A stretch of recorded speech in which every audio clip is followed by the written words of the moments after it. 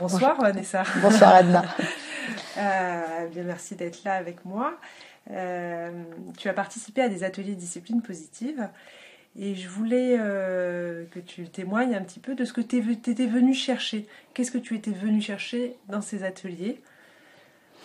Essentiellement de quoi nourrir ma réflexion dans la parentalité, parce que les questions que je pouvais me poser quand mes enfants étaient en bas âge ne sont pas forcément les mêmes maintenant, avec notamment un préadolescent, et j'étais à la recherche, voilà, j'allais dire de solutions, de techniques, c'est peut-être pas forcément le bon terme, mais en tout cas d'outils qui me permettent d'adapter ma façon de fonctionner pour mieux communiquer avec mes enfants. Et du coup, après avoir fait les ateliers, t'es repartie avec quoi ? Je suis repartie avec déjà un sentiment de satisfaction, parce que j'avais lu le livre de Jan Nielsen il y a quelques temps de cela, et mine de rien, il y avait quand même des choses dans lesquelles je m'étais quand même un peu imprégnée. Et puis la satisfaction de me dire que tout n'est pas acheté non plus.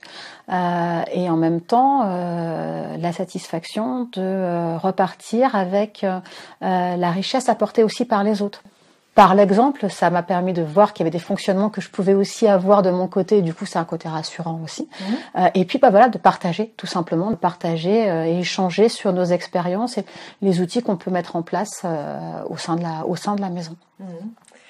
Et du coup, si tu croises des parents qui hésitent encore à rentrer dans cette démarche-là, t'aurais envie de leur dire quoi ?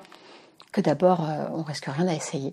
Que voilà, à partir du moment où on se questionne, et je pense que c'est important de prendre le temps aussi de se poser. On vit dans une société et dans un monde où tout va très vite. Et ces ateliers ont aussi été pour moi un temps de pause.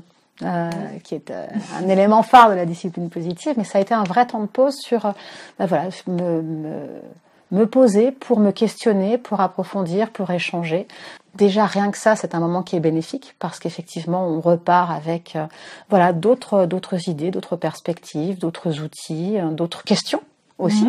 Mais mine de rien, c'est aussi comme ça qu'on avance.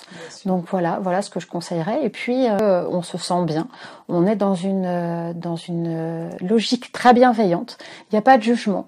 Voilà, on a tous conscience qu'on a des difficultés, des choses qu'on fait bien, d'autres qu'on fait moins bien. Et en même temps, cet échange nous permet de nous nourrir. Donc franchement, je dirais qu'il n'y a que du plus à participer à un atelier de ce type-là. Merci beaucoup, Vanessa. De rien.